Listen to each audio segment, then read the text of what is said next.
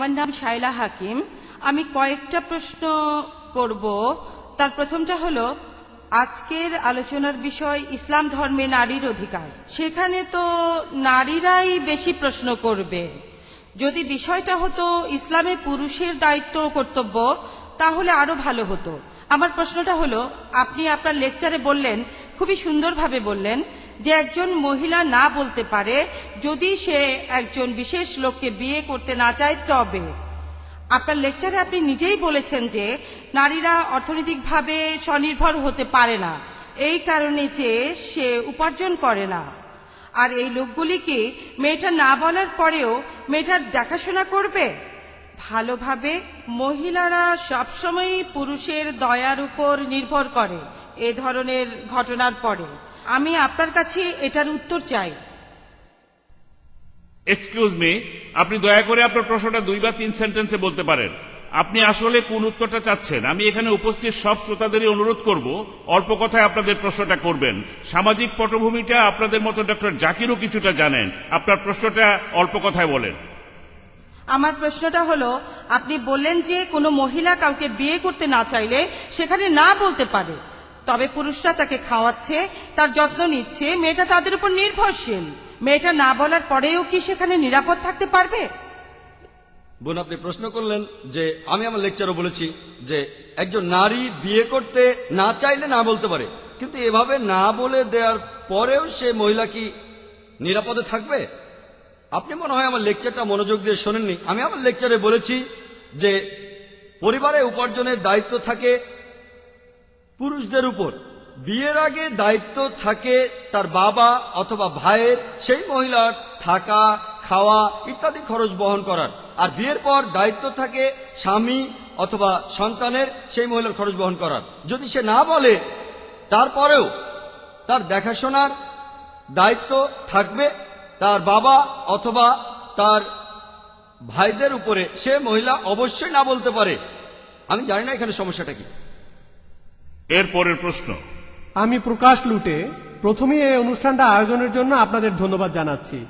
এবার আমার প্রশ্নটা করছি, পৃথিবীর সব ধর্মই হোক সেটা হিন্দুইজম, খ্রিস্টান বা ইসলাম, ধর্মগ্রন্থ অনেক ভালো কথাই আছে। তবে এখন এই 1000 বছর পরে আমরা দেখি যে সবগুলো ধর্মই মেয়েদের সাথে পক্ষপাতমূলক আচরণ করেছে। পৃথিবীর কোনো ধর্মই এর ব্যতিক্রম নয়। এখন আমার প্রশ্নটা হলো, ধর্মগ্রন্থে যেটাই লেখা আছে, হোক সেটা বাইবেল, কোরআন, গীতা বা অন্য যা কিছু, গ্রন্থের কথাই বেশি ইম্পর্টেন্ট নাকি সমাজের রীতিনীতি সেগুলি আরো বেশি ইম্পর্টেন্ট? যদি রীতিনীতি বেশি ইম্পর্টেন্ট হয় তাহলে আমরা আর এটা দেখব না যে এই পবিত্র গ্রন্থগুলোতে কি লেখা আছে, হোক সেটা কোরআন, গীতা বা যে কোনো কিছু।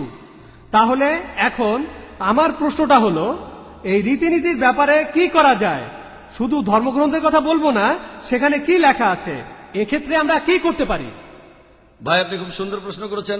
আপনি বললেন যে সব ধর্মগ্রন্থই অনেক ভালো ভালো কথা বলে, তবে আমরা এখানে দেখব যে সমাজের রীতিনীতিগুলো কি। রীতিনীতিগুলোকে বেশি গুরুত্ব দেবো ধর্মগ্রন্থের উপরে না, আমিও তার সাথে একমত। আমরা এখানে যেটা করছি, আর আমার লেকচারও আমি বলেছি যে অনেক মুসলিম সমাজই এখন কোরআন ও সুন্নাহ থেকে দূরে সরে গেছে। আমরা এখানে যেটা করছি, আমরা মানুষকে আনতে চাইছি কোরআন ও সুন্নাহর কাছে। প্রথম প্রশ্নে বললেন যে সব ধর্মগ্রন্থেই ভালো ভালো কথা থাকে, তাই ধর্মগ্রন্থে যেটা লেখা আছে সেটা আসলে ইম্পর্টেন্ট না। এ ব্যাপারে আমি একমত নই। আমি একটা লেকচার দিয়েছিলাম ইসলাম ও অন্যান্য ধর্মে নারীর অবস্থান নিয়ে। সেখানে আমি তুলনা করেছি ইসলামে নারীর অবস্থান তার সাথে হিন্দু ধর্মে, বৌদ্ধ ধর্মে, খ্রিস্টান ধর্মে, ইহুদি ধর্মে নারীর অবস্থানকে আমি সেখানে দেখিয়েছি। আপনি দেখার পরে বুঝতে পারবেন, যদি আমার সেই লেকচারটা দেখেন, যদি লেকচারটা দেখেন আপনি নিজেই বলতে পারবেন কোন ধর্ম সর্বাধিক অধিকার দিয়েছে। যদি আপনি মেনে নেন কাগজে কলমে ইসলামই সর্বাধিক অধিকার দিয়েছে, এখন আমাদের সেটা বাস্তবে প্রয়োগ করতে হবে। অনেক মুসলিমকেই দেখবেন কিছু কিছু নিয়ম মানছে আর কিছু কিছু নিয়ম মেনে চলছে না। যেমন ধরুন ইসলামিক আইন, অপরাধীর শাস্তি আর নাগরিক অধিকারের ব্যাপারে সৌদি সরকার নিয়ম মেনে চলছে, আলহামদুলিল্লাহ। তবে এমনকি তারাও অনেক ক্ষেত্রে কোরআন থেকে দূরে সরে যাচ্ছে। আমাদের যেটা করতে হবে, আমরা এখানে সৌদি সরকারের দৃষ্টান্তকে অনুসরণ করতে পারি। বিভিন্ন অপরাধের শাস্তি তারা যেভাবে দেয়, আর যদি সেটা ভালো হয় পুরো পৃথিবীতে প্রয়োগ করা তারপর অন্যান্য সমাজকেও দেখব, সেখানে ইসলামিক বিভিন্ন আইন চালু, যদি সেটা ভালো হয় পুরো পৃথিবীতেই প্রয়োগ করব। আমরা আজ যে কারণে এখানে এসেছি, আপনারা যাতে বুঝতে পারেন এই আইন সবচেয়ে সেরা আইন। যদি এটা বাস্তব প্রয়োগ করতে না পারি তাহলে দোষ আমাদের ধর্মের নয়। সেজন্য আজ আপনাদের ডেকেছি, যাতে করে আপনারা ঠিকভাবে কোরআন ও হাদিসকে বুঝতে পারেন, কাজেও প্রয়োগ করতে পারেন, যাতে করে ঠিকভাবে কোরআন ও হাদিসকে বুঝতে পারেন, কাজেও প্রয়োগ করতে পারেন। আশা করি উত্তরটা পেয়েছেন। এবারের প্রশ্নটা মহিলাদের মধ্য থেকে। আসসালামু আলাইকুম, আমি সাইমা কাজী। আমার প্রশ্নটা হলো, ইসলামে কোনো মহিলা নবী নেই কেন?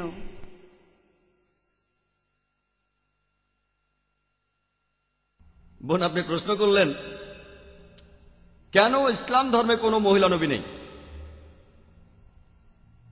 যদি নবী বলতে বুঝিয়ে থাকেন যে ব্যক্তির কাছে ওহী নাজিল হয় আর যিনি অন্যান্যদের নেতা হিসেবে কাজ করেন, তাহলে একথা আমি নিশ্চিতভাবে বলতে পারি যে ইসলাম ধর্মে কোনো মহিলা নবী নেই।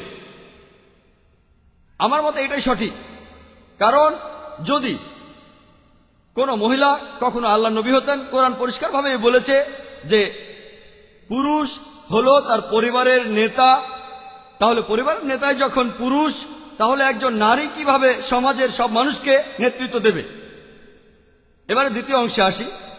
একজন নবী জামাতের নামাজের সময় সাধারণত ইমামতি করেন, আর আমি আগেও বলেছিলাম যে নামাজের বিভিন্ন ভঙ্গি, যেমন কায়াম, রুকু, সেজদা, দাঁড়ানো, মাথা নোয়ানো আর উপর হয়ে সেজদা, যদি এগুলো মহিলা নবী করতেন তাহলে পেছনে যারা নামাজ পড়বে তাদের অসুবিধা হতো।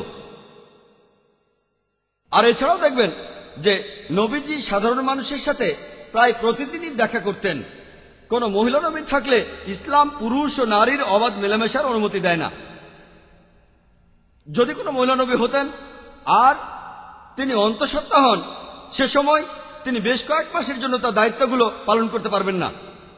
যদি তার সন্তান থাকে তাহলে তার জন্য একই সাথে নবী ও মায়ের দায়িত্ব পালন করা কঠিন হয়ে যাবে। একজন পুরুষই ভালোভাবে নবীর দায়িত্ব পালন করতে পারবেন। একজন বাবাও একজন মহিলার তুলনায়, অর্থাৎ একজন মায়ের তুলনায় ভালোভাবে কাজ করতে পারবেন। কিন্তু যদি বলেন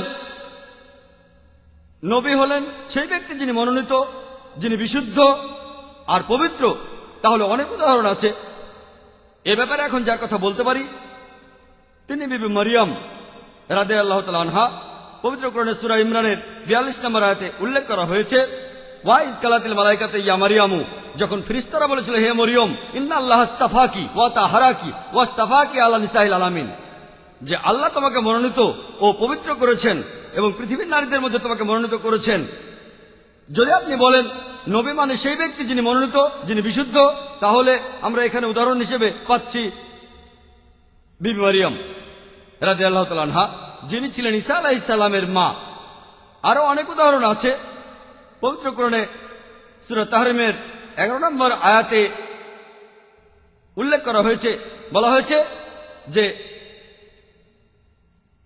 আল্লাহ যেটা মুমিনদের জন্য দিচ্ছেন সেটা ফিরাউনের পত্নীর দৃষ্টান্ত।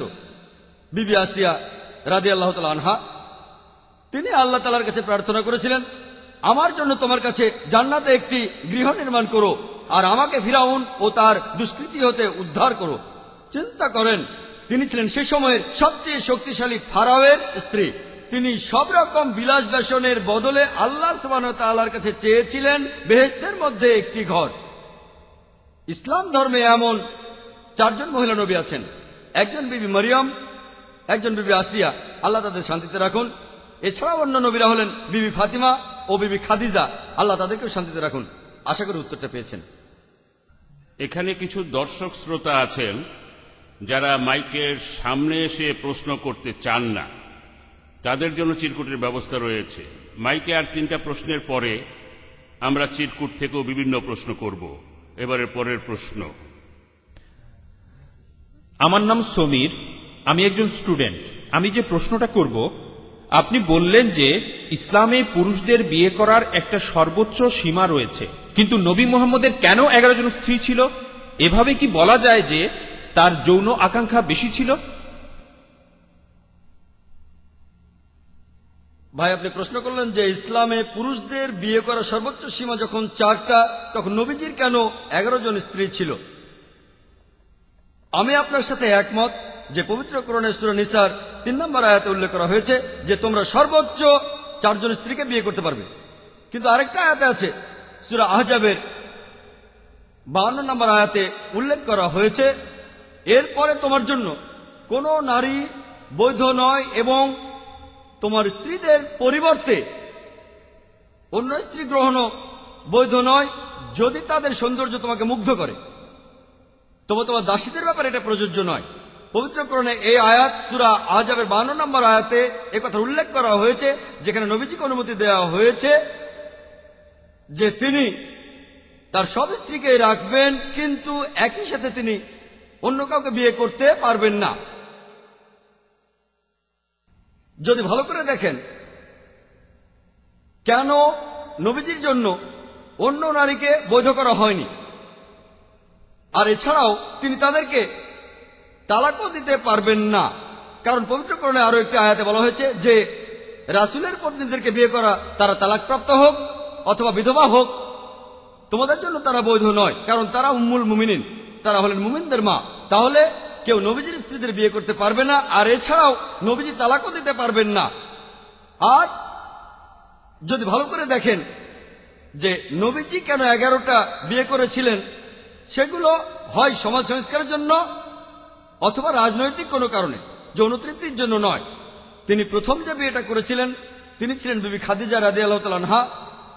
তখন তার বয়স ছিল 40 বছর আর নবীজির ছিল মাত্র 25 বছর, আর তিনি ছিলেন একজন বিধবা। 2 বার চিন্তা করেন, নবীজি সেক্সের জন্য বিয়ে করলে এমন মহিলাকে কেন বিয়ে করবেন যিনি নবীজির চেয়ে 15 বছরের বড় আর যিনি বিধবা হয়েছিলেন 2 বার। যদি ভালো করে দেখেন, যতদিন বিবি খাদিজা রাদিয়াল্লাহু তাআলা আনহা তিনি যতদিন বেঁচে ছিলেন, নবীজি ততদিন অন্য কোনো মহিলাকে বিয়ে করেননি। যখন তার বয়স 50, তখন বিবি খাদিজা রাদিয়াল্লাহু তাআলা আনহা মারা গেলেন। নবীজি 53 বছর বয়স থেকে 56 বছরের মধ্যে অন্যান্য স্ত্রীদের বিয়ে করেছিলেন। যদি তার যৌন আকাঙ্ক্ষা বেশি থাকতো তাহলে বিয়েগুলো তরুণ বয়সেই করতেন। বিজ্ঞান আমাদের বলে মানুষের যত বয়স বাড়ে যৌন আকাঙ্ক্ষা কমে যায়। এটা নবীজির উপরে দোষারোপ করা। মাত্র 2টো বিয়ে করেছিলেন স্বাভাবিক পরিস্থিতিতে, একজন বিবি খাদিজা, অন্যজন বিবি আয়েশা, আল্লাহ তাদের দুজনকেই শান্তিতে রাখুন। অন্য সবগুলো বিয়ে ছিল বিভিন্ন পরিস্থিতিতে, হয় সমাজের কোনো সংস্কার অথবা রাজনৈতিক কারণে। যদি নবীজির বিয়েগুলো দেখেন, তার মধ্যে 2 জনের বয়স ছিল 36 বছরের নিচে, আর অন্যান্য সব স্ত্রীদের বয়স ছিল 36 বছর থেকে 50-এর মধ্যে। প্রত্যেকটা বিয়ে দেখতে পারেন, প্রত্যেকটাতে কিছু কারণ ছিল। যেমন ধরুন বিবি জোহারিয়া, তিনি ছিলেন বানু মুস্তালিক গোত্রের মহিলা। এই গোত্রটা খুবই শক্তিশালী ছিল আর মুসলিমদের সাথে বিরোধ ছিল। এর কিছুদিন পর মুসলিম সৈন্যরা তাদের কোণঠাসা করে ফেলল, আর তারপরে নবীজি তাকে বিয়ে করলেন। নবীজি তাকে বিয়ে করার পরে সাহাবীরা বলতে লাগলেন, আমরা কিভাবে আমাদের নবীজির আত্মীয়দের বন্দী করে রাখবো। তারপর তাদের মুক্ত করে দিলেন, আর এরপরে এই 2 গোত্র বন্ধু হয়ে গেল। আরো দৃষ্টান্ত আছে। যখন নবীজি বিয়ে করলেন বিবি মাইমুনা রাদিয়াল্লাহু তাআলা আনহাকে, যিনি ছিলেন নাজাদ গোত্রের সর্দারের স্ত্রীর বোন, এই গোত্রের লোকেরা 70 জন মুসলমানকে তখন হত্যা করেছিল। আর মুহাম্মদ সাল্লাল্লাহু আলাইহি সাল্লাম যখন তাকে বিয়ে করলেন, নাজাদ গোত্র তখন মদিনার নেতৃত্ব মেনে নিল আর নবীজিকেও তাদের নেতা হিসেবে মেনে নিল। নবীজির এইসব বিয়েগুলোর পেছনে ছিল কোনো রাজনৈতিক কারণ বা সামাজিক সংস্কার। বিয়ে করেছিলেন উম্মে হাবিবাকে, যিনি ছিলেন তখনকার মক্কার সর্দার আবু সুফিয়ানের মেয়ে। আর এই বিয়ে মক্কা বিজয়ের সময়কালে বেশ গুরুত্বপূর্ণ ভূমিকা পালন করেছিল। এছাড়াও আছেন বিবি সাফিয়া রাদিয়াল্লাহু তাআলা আনহা, তিনি ছিলেন একজন শক্তিশালী ইহুদি নেতার মেয়ে। বিয়ের পর ইহুদিদের সাথে মুসলমানদের সম্পর্ক ভালো হয়ে গিয়েছিল। এভাবে দেখবেন যে সবগুলো বিয়েতেই কোনো ভালো কারণ ছিল। বিয়ে করেছিলেন হযরত ওমরের মেয়ে হাফসা রাদিয়াল্লাহু তাআলা আনহাকে, যাতে করে সাহাবীদের সাথে তার সম্পর্ক মজবুত হয়। আর সামাজিক কারণে তিনি একজন তালাকপ্রাপ্ত মহিলাকে বিয়ে করেছিলেন, তিনি হলেন বিবি জায়নাব। তিনি যখন তালাক পেলেন, নবীজি তাকে বিয়ে করলেন। সবগুলো বিয়ের পেছনেই ছিল রাজনৈতিক কারণ ও সমাজ সংস্কার। তিনি যে বিয়েগুলো করেছিলেন সেগুলো ছিল মানুষের ভালোর জন্য, ভালো সম্পর্কের জন্য, যৌন তৃপ্তির জন্য নয়। আশা করি উত্তরটা পেয়েছেন। এবারে মহিলাদের মধ্য থেকে আমার নাম হাসিনা, আমি আইনের একজন ছাত্রী। আমি আপনাকে 2টা প্রশ্ন করব, প্লিজ একটা বেশি প্রশ্ন করবেন না। আচ্ছা, বহু বিবাহের মাধ্যমে নারীরা কোন দিক থেকে উপকৃত হচ্ছে? বোন, আপনি প্রশ্ন করলেন বহুবিবাহের মাধ্যমে নারীরা কোন দিক থেকে উপকৃত হচ্ছেন, ঠিক? হ্যাঁ, আর আর অন্য প্রশ্নটা হলো আচ্ছা, এটা কেন ভাবছেন যে নারীরা বহু বিবাহের সম্মতি দেবে? প্রথম প্রশ্নটা বহুবিবাহে নারীরা কিভাবে উপকৃত হচ্ছেন, অর্থাৎ একজন পুরুষ একাধিক বিয়ে করলে নারীদের সেখানে কোন উপকারটা হচ্ছে। উপকারটা হচ্ছে নারীর শালীনতা বজায় থাকছে, কারণ প্রত্যেক পুরুষ একজন করে নারীকে বিয়ে করলে এই পৃথিবীতে লক্ষ লক্ষ নারী থাকবে যারা স্বামী পাবে না। নারীরা তখন হয়ে যেতে পারে জনগণের সম্পত্তি। ইসলাম বহুবিবাহের অনুমতি দিয়েছে যাতে নারীরা তাদের শালীনতা বজায় রাখতে পারে, জনগণের সম্পত্তি না হয়ে যায়। আশা করি উত্তরটা পেয়েছেন। পরের প্রশ্ন ডান দিকের মাইক থেকে। আমার নাম হলো মোহাম্মদ আশরাফ। আমার প্রশ্নটা হলো ইসলামের সন্তান দত্তক নেওয়ার অনুমতি আছে কিনা। ভাই, আপনি প্রশ্ন করলেন যে ইসলামে সন্তান দত্তক নেয়ার অনুমতি আছে কিনা। এই দত্তকের মানে যদি বোঝান আপনি কোনো বাচ্চা সন্তান নিলেন, গরিব সন্তানকে, আর তার থাকা, খাওয়া, পড়া ইত্যাদির ব্যবস্থা করলেন। ইসলাম পবিত্র কোরআনে সবসময় বলে এসেছে তোমরা গরিব লোকদের সাহায্য করো, দুর্বলদের সাহায্য করো। একটা বাচ্চাকে বাসাতেও নিয়ে আসতে পারেন, বাবার মতো করে যত্ন নিতে পারেন। ইসলামে যে ব্যাপারটাতে বাধা দেয়, আইনগত দত্তক নিতে পারবেন না, সেই সন্তানের নামে আপনার নাম লাগাতে পারবেন না। ইসলাম ধর্মে এভাবে আইনগত দত্তক নেওয়া হারাম। কেন? কারণ যদি কোনো ব্যক্তি আইনগতভাবে দত্তক নেয় তখন অনেক জটিলতা দেখা দেবে। প্রথম জটিলতা হলো সেই সন্তান, হোক ছেলে বা মেয়ে, সেই সন্তান তখন নিজের পরিচয় হারাবে। 2 নম্বর পয়েন্ট, যদি ধরেন আপনি সন্তান দত্তক নিলেন, আপনার নিজেরও সন্তান থাকতে পারে, কেউই বলতে পারবে না যে তার সারা জীবনেও কোনো সন্তান হবে না। আপনার নিজের সন্তান থাকলে পালিত সন্তানের চাইতে আপন সন্তানকেই বেশি যত্ন করবেন। 3 নম্বর পয়েন্ট, যদি আপনার নিজের সন্তান থাকে আর পালিত সন্তান যদি তাদের বিপরীত লিঙ্গের হয়, তাহলে তারা একসাথে বাসায় থাকতে পারবে না, কারণ তারা রক্তের সম্পর্কের ভাই অথবা বোন নয়।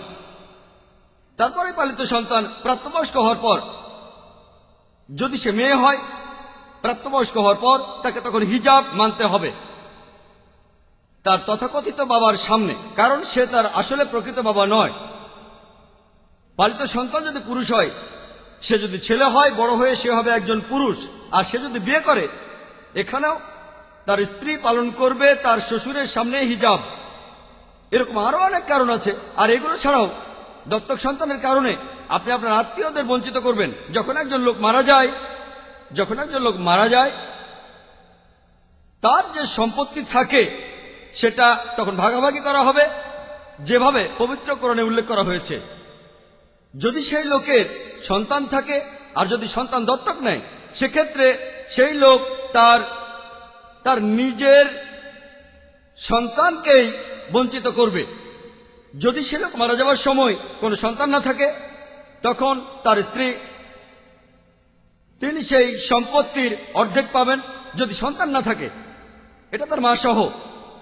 যদি সন্তান থাকে 6 ভাগের 1 ভাগ পাবেন, যদি সন্তান না থাকে 1/3 পাবেন। যদি সন্তান দত্তক নেন, আপনার মাকে আপনি বঞ্চিত করবেন। এই জটিলতা দূর করার জন্য ইসলামে সন্তান দত্তক নেওয়ার অনুমতি নেই। পরের প্রশ্ন। আসসালামু আলাইকুম, আমি Banu Syed, deputy secretary, home department. আপনি আপনার লেকচারে বলেছিলেন যে তালাকপ্রাপ্ত মহিলারা তালাকের পরে ইদ্যত হিসেবে কিছু টাকা পয়সা পায়, এটা সেই মহিলা ভরণ পোষণের জন্য। কিন্তু সেই সময়টা পার হয়ে গেলে তার কি হবে? যদি তার বাবা মা তার খরচ বহন করতে না পারে, আমার প্রশ্নটা হলো তখন সেই মহিলাটা কি করবে? বোন, খুব সুন্দর প্রশ্ন করেছেন। যে ধরুন একজন মহিলা তালাক পেয়েছেন, এই সময় তার ভরণ পোষণের দায়িত্ব তার স্বামীর ইদ্যতের সময়কাল পর্যন্ত, যে সময়টা গর্ভবতী থাকা পর্যন্ত বা 3 মাস হতে পারে। এরপরে আমার লেকচারে বলেছি এই দায়িত্ব তখন তার স্বামীর তখন তার বাবা অথবা তার ভাই দায়িত্বটা নেবেন। কিন্তু ধরুন তার বাবা অথবা ভাই সেই দায়িত্ব নিতে পারল না, তখন সেই দায়িত্ব নেবেন তার অন্যান্য নিকট আত্মীয়রা।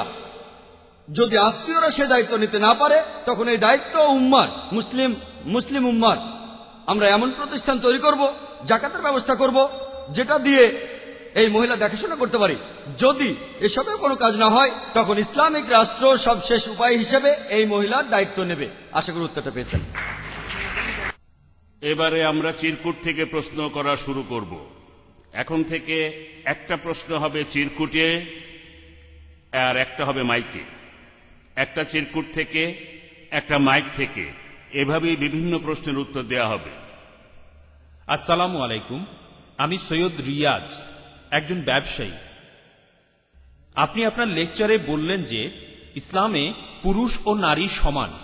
তাহলে ইসলামে নারী কেন সমান পরিমাণ সম্পত্তির অধিকারী হবে না? Thank you. ভাই, আপনি প্রশ্ন করলেন যে আমি আমার লেকচারে বলেছি যে অর্থনৈতিক অধিকারে নারী এবং পুরুষ সমান, তাহলে উত্তরাধিকার হিসেবে সম্পত্তি পাওয়ার ক্ষেত্রে সেটা সমান নয় কেন? আর লোকে বলে যে নারীরা পুরুষদের তুলনায় অর্ধেক সম্পত্তি পেয়ে থাকে। আপনার এই প্রশ্নের উত্তরটা দেয়া আছে পবিত্র কোরআনে সূরা নিসার 11 ও 12 নম্বর আয়াতে উল্লেখ করা হয়েছে, যেখানে বলা হয়েছে যে কিভাবে সম্পত্তি ভাগাভাগি করতে হবে। বলা হয়েছে আল্লাহ তোমাদের নির্দেশ দিয়েছেন তোমাদের সন্তানদের সম্বন্ধে, তোমাদের সম্পত্তি পাওয়ার অধিকার সম্পর্কে এক পুত্রের অংশ হচ্ছে 2 কন্যার অংশের সমান। কিন্তু কেবল কন্যা থাকলে 2 বা অধিক তাহলে 2/3 পাবে, মাত্র 1 কন্যা থাকলে অর্ধেক পাবে। তারপর বলা হয়েছে তার যদি সন্তান থাকে তাহলে তার পিতামাতা 1/6 পাবে, আর সে যদি নিঃসন্তান হয় তাহলে তার মা পাবে 1/3। যদি সেই লোকের ভাই বোন থাকে মা পাবে 1/6। এরপরে 12 নম্বর আয়াতে উল্লেখ করা হয়েছে, বলা হয়েছে তোমাদের স্ত্রীদের সম্পত্তির অর্ধাংশ তোমাদের জন্য যদি সন্তান না থাকে, আর তোমরা 1/4 পাবে সন্তান থাকলে। আর তোমার স্ত্রীদের জন্য তোমার সম্পত্তির 1/4 যদি কোনো সন্তান না থাকে, আর 1/8 যদি সন্তান থাকে। এক কথায় উত্তরাধিকার হিসেবে নারীরা পুরুষদের তুলনায় অর্ধেক সম্পত্তি পেয়ে থাকে। তবে এটা সব ক্ষেত্রেই নয়। যেমন ধরুন একই মায়ের গর্ভে জন্মানো ভাই ও বোন দুজনেই পাবে 1/6 যদি সেই লোকের বংশধর বা পূর্বপুরুষ না থাকে, দুজনেই সমান পাবে। যদি সেই লোকের কোনো সন্তান না থাকে তাহলে তার বাবা মা দুজনেই সমান অংশ পাবে 1/6।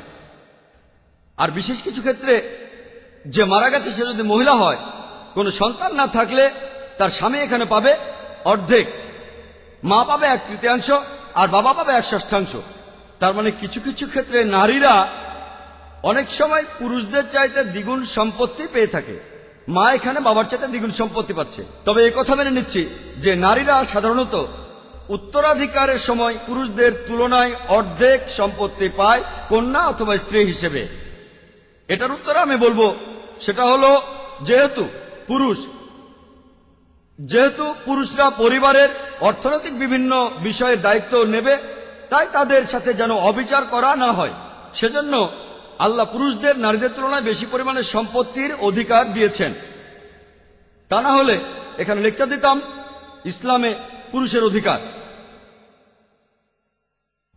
আমি আপনাদের একটা উদাহরণ দেই। ধরুন একজন লোক মারা গেল, আর সম্পত্তি ভাগাভাগি করার পর সন্তানদের জন্য যে অংশটা থাকলো তা হলো 1.5 লক্ষ টাকা। আর সেই লোকের 2 সন্তান আছে, একটা ছেলে একটা মেয়ে। এখন ইসলামিক শরিয়া অনুযায়ী ছেলে পাবে 1 লক্ষ টাকা আর মেয়ে পাবে 50,000 টাকা। তবে এখানে ছেলে সন্তান যে 1 লক্ষ টাকা পাচ্ছে তার বেশিরভাগই সে তার পরিবারের পেছনে খরচ করে ফেলবে। হতে পারে যে পরিবারের পেছনে সে 80,000 টাকায় খরচ করে ফেললো, কিন্তু মেয়ে সন্তান সে যখন 50,000 পাবে এখান থেকে তার 1 পয়সাও খরচ করতে হবে না পরিবারের পেছনে। এবারের প্রশ্নটা এসেছে চিরকুটে। শ্রোতাদের অনুরোধ করব অল্প কথায় প্রশ্ন করতে, বক্তাকে অনুরোধ করব অল্প কথায় উত্তর দিতে। আমাদের এই প্রশ্নোত্তর পর্বের আর মাত্র 25 মিনিট বাকি আছে। এই প্রশ্নটা করেছে বিজয়। বোম্বের আইআইটির একজন স্টুডেন্ট। প্রশ্নটা হলো, ইসলাম নারী আর পুরুষকে কর্মক্ষেত্রে একসাথে কাজ করার অনুমতি দেয় না। এই নিয়মটা কি আধুনিক নাকি সেকেলে? একটু ব্যাখ্যা করে বলেন। একই রকম আরেকটা প্রশ্ন হলো, মহিলারা কি এয়ার হোস্টেস হিসাবে চাকরি করতে পারে? কারণ এটা সম্মানজনক আর বেশি বেতনের চাকরি। প্রশ্নটা করেছেন সিদ্ধার্থ। প্রথম প্রশ্নটার ব্যাপারে বলি, ইসলাম নারী পুরুষের অবাধ মেলামেশার অনুমতি দেয় না। এটা কি আধুনিক নাকি সেকেলে? যদি আধুনিক বলতে বোঝান যে নারীদেরকে পণ্য হিসেবে দেখবেন, অবাধ মেলামেশা করা যাবে, তারা মডেলিং এর পেশা বেছে নিতে পারেন, তাহলে আমি বলবো যে ইসলাম ধর্মটা আসলে সেকেলে। কারণ নারীদেরকে পশ্চিমা মিডিয়া বলে, পশ্চিমা সমাজগুলো বলে, দাবি করে যে তারা নারীদেরকে অনেক অধিকার দিয়েছে, তারা নাকি নারীদের অনেক উপরে উঠিয়েছে, আসলে নারীদের নিচে নামিয়েছে। পরিসংখ্যান থেকে জানতে পারি যে আমেরিকাতে যেসব মহিলা ইউনিভার্সিটি আর বিভিন্ন অফিসে যায়, তাদের 50% ধর্ষিত হয়। এটা আপনারা জানেন? 50%। কেন? কারণ আমেরিকার বেশিরভাগ চাকরিতেই নারী পুরুষের অবাধ মেলামেশা হয়। যদি আপনি ভাবেন একজন মহিলা ধর্ষিত হবেন এটাই আধুনিক, তাহলে ইসলাম সেকেলে। সেরকম না ভাবলে ইসলাম ধর্মই সবচেয়ে আধুনিক।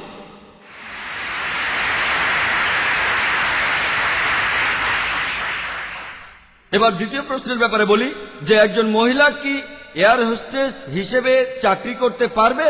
কারণ এটা বেশি বেতনের চাকরি আর সম্মানজনক পেশা। আমি প্রথমটার সাথে একমত, মানছি এটা বেশি বেতনের চাকরি, কিন্তু দ্বিতীয় অংশটা আসুন দেখি। এয়ার হোস্টেসদের যখন সিলেক্ট করা হয়, প্রধান শর্তটা হচ্ছে এয়ার হোস্টেস হিসেবে কাজ করার জন্য তার সৌন্দর্য। কখনোই খারাপ চেহারার এয়ার হোস্টেস দেখবেন না। এদের সিলেক্ট করা হয় কারণ তারা যুবতী, সিলেক্ট করা হয় কারণ আকর্ষণীয়। তারা যে পোশাক পরে সেটা ইসলামিক নিয়মের বিরুদ্ধে। কাস্টমারদের আকৃষ্ট করার জন্য তারা কসমেটিক্স মাখে। তারা যে প্যাসেঞ্জারদের চাহিদা পূরণ করে তাদের বেশিরভাগই পুরুষ। এক্ষেত্রে একজন পুরুষ ও নারী খুব কাছাকাছি অবস্থানে আসে। প্রায় দেখা যায় যে পুরুষ প্যাসেঞ্জাররা বিনা কারণে হোস্টেসদের সাথে কথাবার্তা বলতে চায়। এয়ার হোস্টেস উচিত জবাবটা দিতে চাইলেও সেটা পারে না, কারণ এটাই হলো তার চাকরি। প্রায় দেখা যায় প্যাসেঞ্জাররা হয়তো বলল, ম্যাডাম আমার সিট বেল্টটা বেঁধে দিন। তখন সে প্যাসেঞ্জারের সিট বেল্টটা বাঁধতে বাধ্য থাকবে। তখন কি হবে? তখন বিপরীত লিঙ্গের দুজন খুবই কাছাকাছি চলে আসবে। অনেক এয়ারলাইন্সে মদ সরবরাহ করা হয়। ইসলামে পুরুষ নারী উভয়েরই মদ সরবরাহ নিষিদ্ধ। এ কারণে দেখবেন এয়ার হোস্টেসরা সবাই হলেন নারী। কিছু পুরুষ কর্মচারীও থাকে, তারা মেল পার্সার, কিন্তু প্যাসেঞ্জারের সামনে যায় না, তারা থাকে রান্নাঘরে। ব্যাপারটা উল্টো, প্লেনের নিয়মটা উল্টো।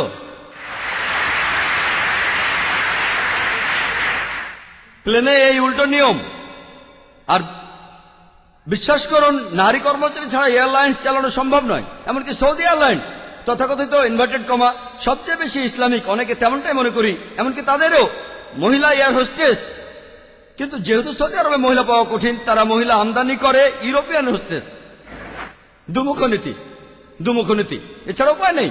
এয়ারলাইন্স এমন ব্যবসা, কাস্টমারকে আকৃষ্ট করার জন্য নারী কর্মচারী লাগবে।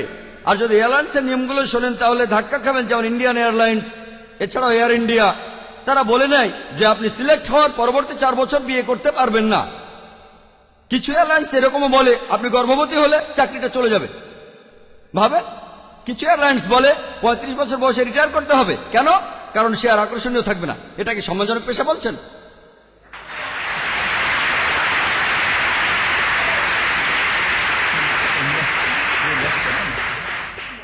এবারে পরের প্রশ্ন।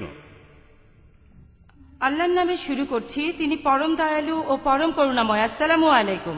আমি পারভিন নাদিয়া, আমি আইনজীবী আর বিভিন্ন ধর্ম নিয়ে গবেষণা করি। আমার প্রশ্নটা ডক্টর নায়েকের কাছে। আপনি বললেন যে নবীজির সময়ে একজন মহিলা সে বিয়ে করতে রাজি হয়নি আর সেই বিয়েটা বাতিল করে দেয়া হয়েছিল। এই ঘটনাটা ঘটেছিল অনেক দিন আগে, আর সেখানে তার অধিকার রক্ষার জন্য কিছু মানুষও ছিল। কোরআন হলো পুরুষ আর নারীর সম অধিকারের সংবিধান। এখনকার দিনে সেরকম কোনো সংস্থা আছে যারা নারীদের অধিকারগুলোকে নিশ্চিত করবে? Thank you. বোন, আপনি খুব সুন্দর একটা প্রশ্ন করেছেন। আপনি বললেন যে নারীদের অধিকারের ব্যাপারে কোরআন ও হাদিসে স্পষ্ট করে বলা আছে কোনো মহিলাকে জোর করে বিয়ে দিতে চাইলে সেই বিয়েটা বাতিল করা যায়।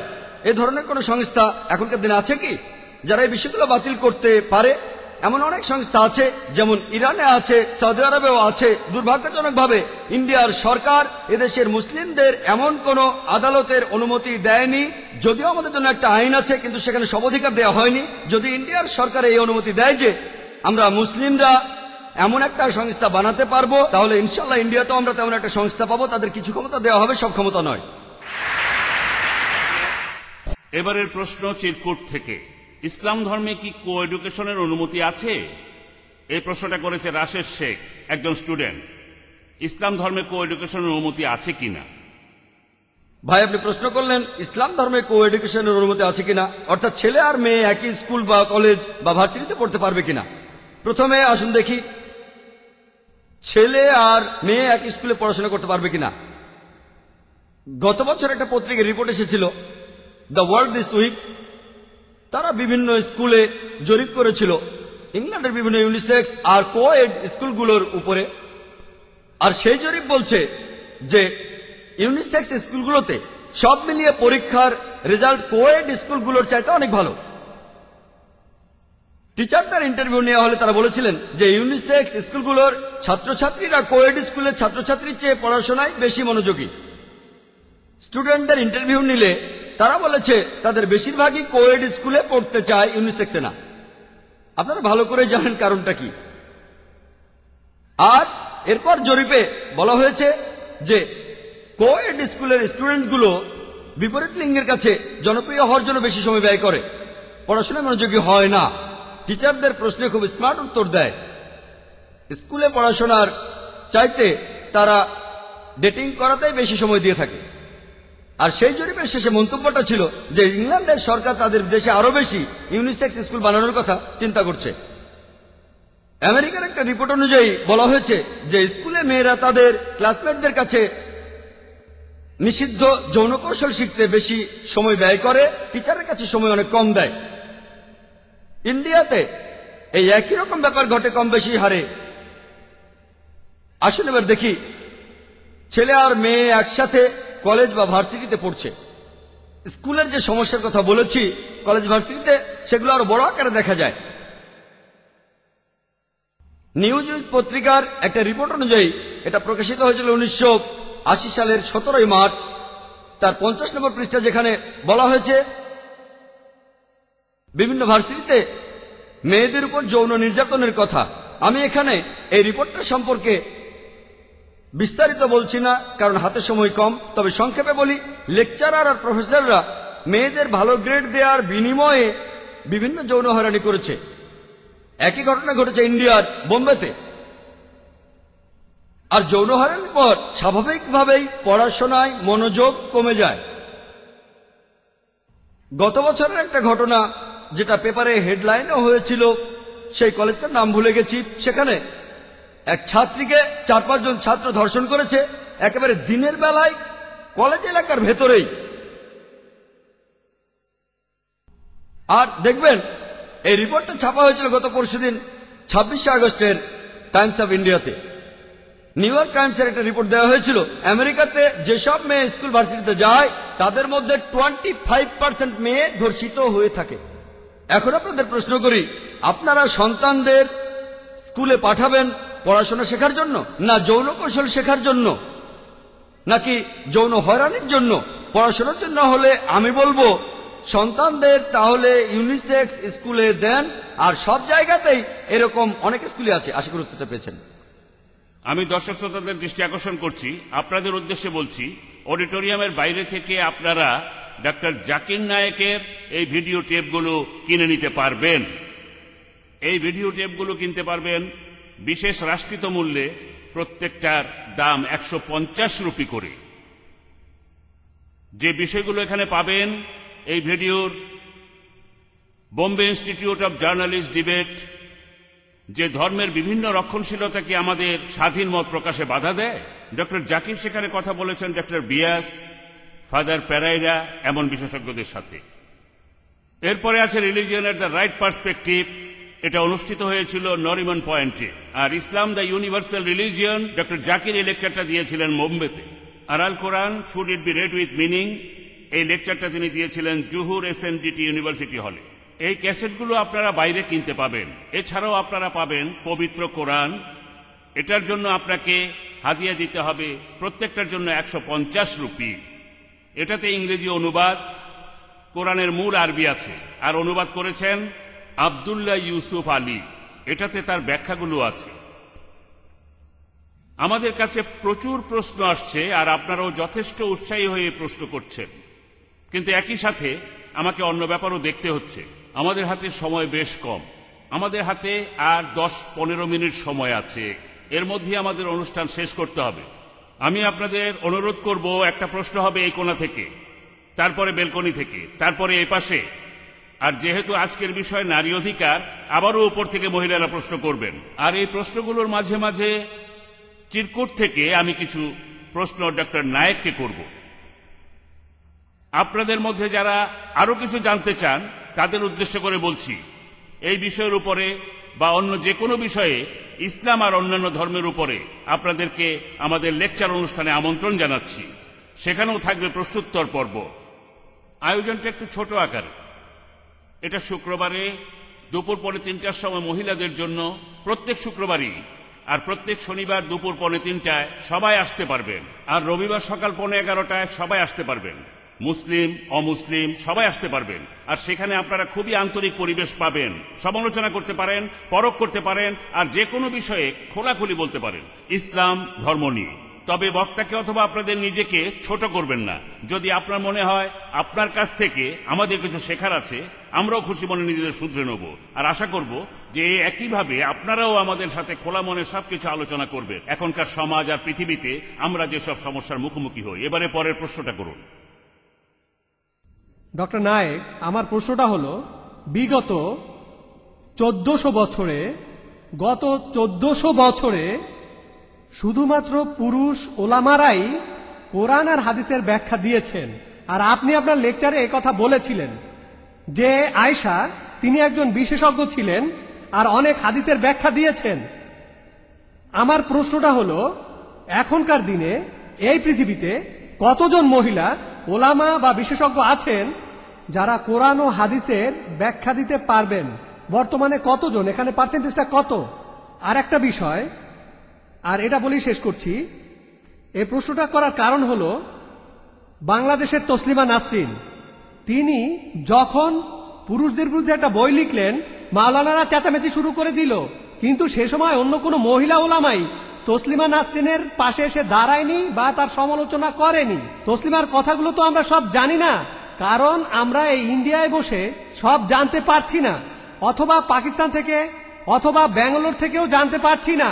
তাহলে এখানে তসলিমার সাথে যেটা করা হচ্ছে, আচ্ছা এক মিনিট, আচ্ছা আমি ছোট করে বলছি, না বললেও চলবে। বর্তমানে পৃথিবীতে কতজন মহিলা ওলামা আছে যারা কোরআন আর হাদিসের ব্যাখ্যা দিতে পারবে, আর পুরুষদের তুলনায় মহিলাদের পার্সেন্টেজ কত? ধন্যবাদ। আঙ্কেল, আপনি প্রশ্ন করলেন, আপনি মেনে নিচ্ছেন যে নবীজির সময়ে অনেক মহিলা ওলামা ছিলেন, তারা শুধু হাদিসের ব্যাখ্যাই করেননি, তারা সেগুলো মনে রেখেছিলেন। হযরত আয়েশা রাদিয়াল্লাহু তাআলা আনহা তিনি নিজেই বর্ণনা দিয়েছেন সব মিলিয়ে 2210টি হাদিসের তিনি নিজেই বর্ণনা দিয়েছেন। এখন আপনার প্রশ্নটা হলো, বর্তমানে পৃথিবীতে কতজন মহিলা ওলামা আছেন? পার্সেন্টেজটা জানতে চাচ্ছেন। এমন অনেক মহিলা ওলামা আছেন, এরকম অনেক মুসলিম সংস্থায় আছে বোম্বেতে, এছাড়াও আছে দারুল উলমে নাদওয়াতে, আরো অনেক জায়গায় আছে। বোম্বেতে আছে ইসলাহুল বানাত, অনেক মুসলিম সংস্থায় আছে যেখানে অনেক মহিলা ওলামা আছেন। পার্সেন্টেজটা বলতে পারবো না, সেটা জানি না, তবে অনেক মহিলাই আছেন, অনেক। এবার আমি আপনার দ্বিতীয় প্রশ্নের উত্তরটা দিচ্ছি, কেন কোনো মহিলা সেই সময় এসে দাঁড়ায়নি তসলিমা নাসরিনের পাশে? আমি আপনাকে প্রশ্ন করি, তার পাশে কি দাঁড়ানো উচিত?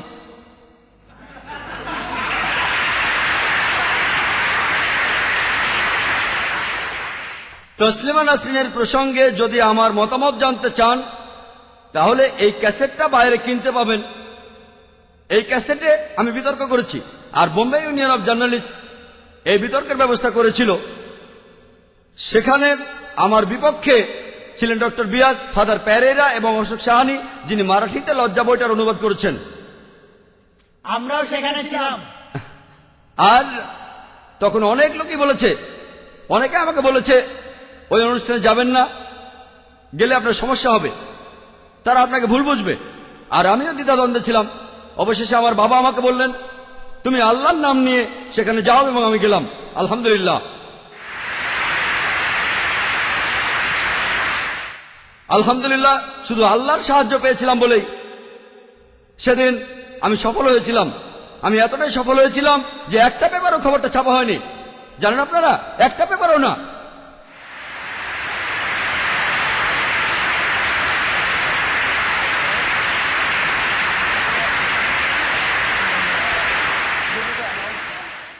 সেখানে ছিল Times of India, Indian express ছিল, মহানগর ছিল, নিখিল ওয়াগলে নিজে সেখানে ছিলেন, ইউটিআই, পিটিআই এর মুখপাত্ররাও সেখানে ছিলেন। কেউ খবরটা ছাপায়নি। কেন? কারণ তারা যা চেয়েছিল আমি সেটা বলিনি। তারা যেটা চেয়েছিল আমি যদি সেভাবে বলতাম তাহলে হেডলাইন হতো ইসলামিক বিশেষজ্ঞ ডক্টর জাকির নায়েক ইত্যাদি ইত্যাদি। যেহেতু তাদের চাহিদা মতো কথা বলিনি, ছাপাও হয়নি। বিস্তারিত জানতে চাইলে এই ক্যাসেটটা দেখলে জানতে পারবেন। এবারের প্রশ্ন চিরকুট থেকে এই প্রশ্নটা করেছেন জেনিফার।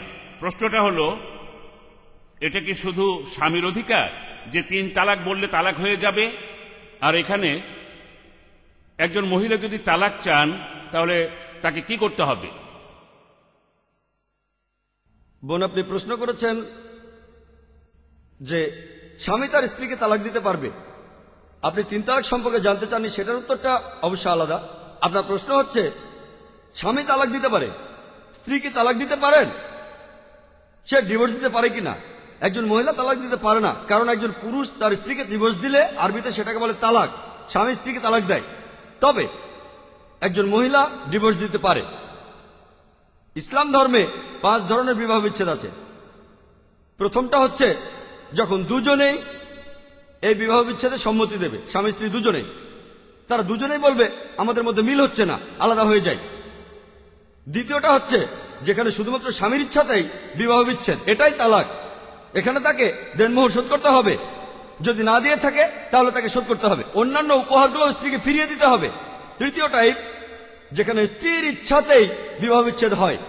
আবারও বলছি, স্ত্রীর ইচ্ছাতেই শুধু বিবাহ বিচ্ছেদ, যদি এই ব্যাপারটা তার বিয়ের চুক্তিনামায় উল্লেখ থাকে। যদি তার নিকাহনামায় এই কথাটার উল্লেখ থাকে, বিয়ের চুক্তিনামায়, যে সেই মহিলা ইচ্ছে করলে ডিভোর্স দিতে পারবেন, এটাকে বলা হয় ইসমা। আমি কখনো ইসমা নিয়ে কাউকে কথা বলতে শুনিনি, এটাকে বলা হয় ইসমা। একজন মহিলাও ডিভোর্স অথবা ইসমা দিতে পারেন। চতুর্থ টাইপ হচ্ছে যদি স্বামীর ব্যবহার খারাপ হয় অথবা স্ত্রীকে সমান অধিকার না দেয়, তাহলে সেই মহিলা একজন কাজীর কাছে যাবেন, তারপর বিবাহ বিচ্ছেদ নেবেন। এটাকে বলা হয় নিকাহে ফাস্ক। এখানে কাজী এটা ঠিক করবেন, তিনি স্বামীকে পুরো দেনমোহর অথবা আংশিক প্রদানের নির্দেশ দিতে পারেন। শেষ নিয়মটা হলো কুলা, যে ধরে নিলাম স্বামী লোকটা একজন ভালো স্বামী, স্বামীর বিরুদ্ধে স্ত্রীর কোনো অভিযোগ নেই, তবে ব্যক্তিগত কারণে সে তার স্বামীকে পছন্দ করে না, তখনই সেই মহিলা তার স্বামীকে বলতে পারেন তাকে ডিভোর্স দেওয়ার জন্য, আর এটাকে বলা হয় কুলা। তবে খুব কম মানুষই এমন কথা বলে যে স্ত্রী তার স্বামীকে ডিভোর্স দিচ্ছে। বেশ কিছু ওলামা বিবাহ বিচ্ছেদকে এই 5 ভাগে ভাগ করেছেন, সব মিলিয়ে 2 বা 3টা টাইপ। তবে সব মিলিয়ে ইসলামে বিবাহ বিচ্ছেদের 5টি শ্রেণী বিভাগ আছে। আশা করি উত্তরটা পেয়েছেন। এবারের প্রশ্নটাও চিরকুট থেকে। তারপর আমরা মাইকের একটা প্রশ্নের উত্তর দেব। ডক্টর জাকিরকে বলবো খুব সংক্ষেপে উত্তর দিতে, যে মহিলাদের মসজিদে ঢোকার অনুমতি নেই কেন?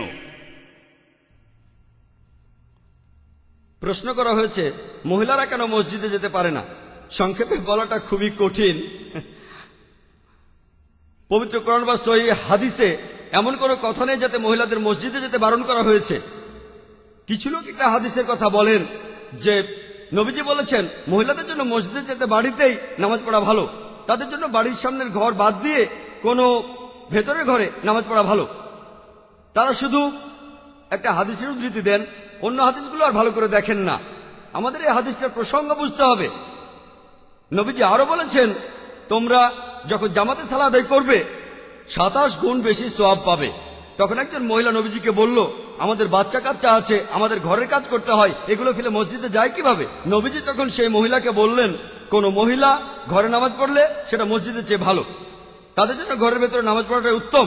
যেহেতু তারা ঘরের কাজকর্ম করবে, তারাও একই পরিমাণ সওয়াব পাবে। এমন অনেক হাদিস আছে যেগুলো প্রমাণ করে মহিলাদের কখনো মসজিদে যেতে বারণ করা হয়নি। একটা হাদিস এমন বলছে যে আল্লাহ তাআলার কোন ভৃত্যকে মহিলা হলেও মসজিদে ঢুকতে বাধা দিও না। আরেকটা হাদিস বলছে নবীজি স্বামীদের আদেশ দিয়েছেন, তোমাদের স্ত্রীরা মসজিদে যেতে চাইলে তাদের বাধা দিও না। এমন আরো অনেক হাদিস আছে, আমি এখানে বিস্তারিত বলছি না। তবে ইসলাম মহিলাদেরকে মসজিদে ঢোকার অনুমতি দিয়েছে, কিন্তু সেই মসজিদে আলাদা ও সমান ব্যবস্থা থাকবে। আমরা পুরুষ ও নারী অবাধে মেলামেশা বিশ্বাস করি না। কেন বিশ্বাস করি না সেটা আমি আগেও বলেছি। যদি পুরুষ ও নারী অবাধে মেলামেশা করে তাহলে অন্যান্য ধর্মীয় স্থানে যাওয়া হয়, এখানেও তাই হবে। লোকজন প্রার্থনার বদলে মহিলাদের উত্তক্ত করতে যায় সেখানে। সেজন্য ইসলাম পুরুষ ও নারীর অবাধ মেলামেশাকে অনুমতি দেয় না। পুরুষ ও নারীর জন্য আলাদা ব্যবস্থা থাকবে, পুরুষ ও নারীর অজু করার জন্য আলাদা ব্যবস্থা থাকবে। মসজিদে তারা আলাদা হয়ে দাঁড়াবে, আর মহিলারা সামনের দিকে থাকবে না, কারণ মহিলারা সামনে থাকলে স্বাভাবিকভাবেই পুরুষদের নামাজে সমস্যা হবে। আর নামাজ পড়ার সময় আমরা কাঁধে কাঁধ লাগিয়ে দাঁড়াই। মেডিকেল ডাক্তাররা আমাদের বলেন যে মহিলাদের শরীরে তাপমাত্রা পুরুষের চাইতে 1 ডিগ্রি বেশি হয়। পাশে কোনো মহিলা দাঁড়ালে অনুভূতিটা তখন অন্যরকম হবে। আর তখন আল্লাহ সুবহানাহু ওয়া তাআলার উপর মনোযোগ না দিয়ে সেই মহিলার উপর মনোযোগ দেবেন। আর সেজন্য ইসলাম অনুযায়ী মহিলারা নামাজে পেছনে দাঁড়াবে। সৌদি আরব, লন্ডনে দেখবেন মহিলারা মসজিদে নামাজ পড়ছে। আমেরিকাতেও মহিলারা মসজিদে নামাজ পড়ে। এমনটা দেখবেন শুধু ইন্ডিয়াতে, তারা মসজিদে যায় না। আশেপাশের দেশগুলোতে এমনটা দেখবেন। হারাম শরীফে দেখবেন, মক্কা শহরে মসজিদে নববী সেখানেও যাচ্ছে। তবে আলহামদুলিল্লাহ ইন্ডিয়াতে এখন কিছু মসজিদ হচ্ছে, বোম্বেতেও, যেখানে মহিলারা গিয়ে নামাজ পড়তে পারেন। আশা করি অন্য মসজিদও শুরু হবে। ধন্যবাদ। এবারে পরের প্রশ্ন। এক্সকিউজ মি, আমি একটা প্রশ্ন করতে চাই। এই প্রশ্নটা কলেজ অফ সোশ্যাল ওয়ার্কের স্টুডেন্টদের পক্ষ থেকে। আজকের আলোচনার বিষয় হলো ইসলামে নারীর অধিকার। তবে আমার মনে হয়েছে যে এই অনুষ্ঠানটা আসলে এখানকার পুরুষ শ্রোতাদের জন্যই হচ্ছে। যদি এই বিষয়টা নিয়ে কোনো বিতর্কে আসতে চান, তাহলে সেই বিতর্কটা আপনারা সারা জীবন ধরেই করে যেতে পারবেন। আপনি আপনার প্রশ্নটা করেন, দেখি উত্তর দেওয়া যায় কিনা। এই প্রশ্নটা, আমাদের হাতে সময় কম। আচ্ছা, তাই তাড়াতাড়ি প্রশ্নটা করেন। আচ্ছা, আমার এই প্রশ্নটা ইসলামিক রিসার্চ ফাউন্ডেশনের কাছে। আপনাদের অনুষ্ঠানের বিষয়টা হলো ইসলাম ধর্মে নারীর অধিকার। তাহলে আপনাদের স্টেজের উপরে কোনো মহিলা নেই কেন? স্টেজের উপরে কেন শুধুমাত্র পুরুষরাই বসে আছে? এই ব্যাপারটা আসলে এখানে উপস্থিত মহিলা শ্রোতাদেরকে কোনোভাবে সন্তুষ্ট করতে পারছে না। বোন, আপনি প্রশ্ন করলেন যে আজকের এই অনুষ্ঠানে স্টেজের উপরে কোনো মহিলা নেই কেন? কারণ এই অনুষ্ঠানে কোনো মহিলা বক্তা নেই বোন। আমাদের ইসলামিক রিসার্চ ফাউন্ডেশনে প্রত্যেক শুক্রবার একটা অনুষ্ঠান হয় যেখানে মহিলা বক্তা থাকেন আর তারাই কথা বলেন। আজকে আমি এই অনুষ্ঠানের বক্তা, আর আমি একজন পুরুষ। আলহামদুলিল্লাহ, আমি কোনো মহিলা নই। আর এখানে আজকের প্রধান অতিথি তিনিও পুরুষ, আলহামদুলিল্লাহ, জাস্টিস এম কাজী। আর কোঅর্ডিনেটর সবাই পুরুষ। আমাদের অনেক অনুষ্ঠান আছে যেখানে মহিলা বক্তারা বিভিন্ন লেকচার দেন, আর সেখানে প্রধান অতিথিও মহিলা। ইনশাল্লাহ ভবিষ্যতে এমন কোনো অনুষ্ঠান হলে আপনাকে আমন্ত্রণ জানাবো। এবারের প্রশ্ন চিরকুটে। একজন পুরুষ দ্বিতীয়বার বিয়ে করতে চাইলে কি প্রথম স্ত্রীর অনুমতি নিয়ে আবশ্যিক? প্রশ্ন করা হয়েছে কেউ দ্বিতীয় বিয়ে করতে চাইলে প্রথম স্ত্রীর কাছে অনুমতি নেয়া, এটা কি আবশ্যিক? স্বামী দ্বিতীয় বিয়ে করতে চাইলে প্রথম স্ত্রীর কাছ থেকে অনুমতি নেওয়া আবশ্যিক নয়, কারণ পবিত্রকরণ বলছে শুধু একটা শর্তেই একজন পুরুষ একাধিক বিয়ে করতে পারবে, সেটা হচ্ছে স্ত্রীদের সাথে তাকে সুবিচার করতে হবে। তবে এক্ষেত্রে তার জন্য অনুমতি নেওয়াটাই উত্তম। আর দ্বিতীয় বিয়ের আগে প্রথম স্ত্রীকে জানানো তার কর্তব্য, কারণ ইসলাম বলছে যদি আপনার একাধিক স্ত্রী থাকে আপনাকে সুবিচার করতে হবে। আর প্রথম স্ত্রী যদি অনুমতি দিয়ে থাকে সেক্ষেত্রে স্বাভাবিকভাবেই স্বাভাবিকভাবে স্বামী আর স্ত্রীদের মধ্যে সম্পর্কটা খুবই ভালো হবে। তবে এটা আবশ্যিক নয়, শুধু একটা ক্ষেত্র বাদে, যদি তার স্ত্রী একথা নিকানামায় উল্লেখ করে যে আমি যতদিন থাকবো ততদিন তুমি অন্য কাউকে বিয়ে করবে না, সেক্ষেত্রে স্বামী দ্বিতীয় বিয়ে করতে চাইলে প্রথম স্ত্রীর কাছ থেকে অনুমতি নেওয়া আবশ্যিক। এটা বাদে অন্যান্য সব ক্ষেত্রে এটা আবশ্যিক না, তবে নিলে ভালো। এবারের প্রশ্ন পুরুষদের মধ্য থেকে। আমার নাম মোহাম্মদ আবরার হোসেন। ইসলামে নারী পুরুষের একসাথে কাজ করার অনুমতি নেই, তাহলে অতীতে তারা কিভাবে একসাথে যুদ্ধ করত? ভাই, আপনি প্রশ্ন করলেন যে ইসলাম নারী পুরুষের অবাধ মেলামেশাকে অনুমতি দেয় না, তারা যুদ্ধক্ষেত্রে অবাধে কিভাবে মেলামেশা করত। আমার লেকচার যদি আপনি ভালো করে শুনে থাকেন, যে যুদ্ধের সময়ও মহিলারা হিজাব পালন করত, সেখানে কিছুটা শিথিলতা ছিল। সহিহ বুখারীতে দেখবেন বলা হয়েছে যুদ্ধের সময় মহিলাদের পা দেখা যেত, অন্য সময় পাও ঢাকা থাকতো, এমন কিছু ছাড় দেওয়া হয়েছে। আর যুদ্ধের সময় মহিলারা এমনকি ঘোড়ার পিঠেও চড়ত, তখন পা দেখা যেত। ইসলামে এই ছাড়টা দেয়া হয়েছে। তবে আমেরিকান আর্মির মতো নারী পুরুষ অবাধে মেলামেশা করত না, তখনও তারা ইসলামিক হিজাব ও নিয়মকানুন মেনে চলত। এবারের প্রশ্ন চিরকুট থেকে। ভিডিও কালচার, সিনেমা, গান, ম্যাগাজিন, কো এডুকেশন এগুলো আমাদের সমাজে অবাধ যৌনতার পথ খুলে দিয়েছে। এমন অবস্থায় আমাদের সন্তানদের, বিশেষ করে মেয়েদেরকে কি তাদের নিজেদের পছন্দ মতো বিয়ে করতে দেওয়া উচিত? প্রশ্নটা করেছেন মোহাম্মদ আসলাম গাজী। ভাই, আপনি প্রশ্ন করেছেন যে বিজ্ঞান আর প্রযুক্তির উন্নতির কারণে সিনেমা ভিডিওতে অশ্লীল যৌনতা দেখা যায়, এমন পরিস্থিতিতে আমাদের মেয়েদের কি নিজ পছন্দে বিয়ে করতে দেওয়া উচিত? আমি আগেও বলেছি যে বাবা মা সন্তানদের পথ দেখাবেন, মেয়েকে বিয়ে করার জন্য নির্দেশ দিতে পারেন, তবে জোর করতে পারবেন না। এটা কিভাবে জানবেন যে বাবা মা সবসময় সঠিক? তাই ইসলাম আমাদের বলছে যে বাবা মা সন্তানদের বিয়ের ব্যাপারে নির্দেশ দিতে পারেন, কিন্তু জোর করতে পারবেন না, কারণ এখানে আপনাদের মেয়েই তার স্বামীর সাথে থাকবে, আপনারা নন। এবারে আমাদের অনুষ্ঠানের শেষ প্রশ্ন মহিলাদের মধ্য থেকে। আসসালামু আলাইকুম, আমি মিসেস রাজিয়া খান। ইসলামের আইন অনুযায়ী শুধুমাত্র বাবাই হলেন পরিবারের অভিভাবক, কেন? বোন, আপনি প্রশ্ন করলেন যে ইসলামের আইন অনুযায়ী শুধু বাবাই পরিবারের কর্তা। এটা ভুল বোন।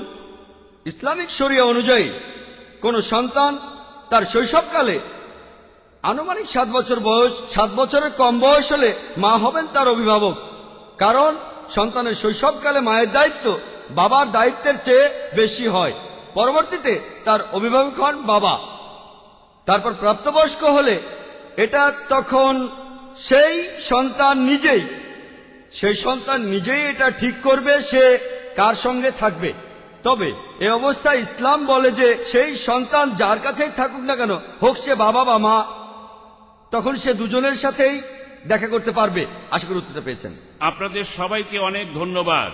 আমার এ হাতে এখনো অনেক প্রশ্ন আছে, অনেকে এখনো প্রশ্ন করার জন্য দাঁড়িয়ে আছেন। আমরা দুঃখিত, অনুষ্ঠান এখানে শেষ করতে হচ্ছে, কারণ আমাদের নির্ধারিত সময় শেষ হয়ে গেছে। আমরা আপনাদের IRF এ স্বাগত জানাচ্ছি, সেখানে আপনাদের প্রশ্নের উত্তর পাবেন। আর বিনয়ের সাথে বলছি, আমরা আপনাদের সবগুলো প্রশ্নেরই উত্তর দিতে চাই, সময়ের স্বল্পতার কারণে সেটা পারলাম না। সবাইকে ধন্যবাদ। বিশেষভাবে ধন্যবাদ দিচ্ছি জাস্টিস কাজীকে এবং সম্মানিত অতিথিদের যারা আমাদের আজকের এই অনুষ্ঠানে উপস্থিত হয়েছেন। ধন্যবাদ জানাচ্ছি এখানকার ম্যানেজমেন্ট আর ভিডিও টিমকে। আজকের অনুষ্ঠানের সাথে জড়িত সব কলা কুশলীকে আমার আন্তরিক ধন্যবাদ জানাচ্ছি। ধন্যবাদ। আসসালামু আলাইকুম, জাযাকাল্লাহ খায়ের। إن في خلق السماوات والأرض واختلاف الليل والنهار والفلك التي تجري في البحر بما ينفع الناس وما أنزل الله من السماء من ماء فأحيا به الأرض بعد موتها وبث فيها من كل دابة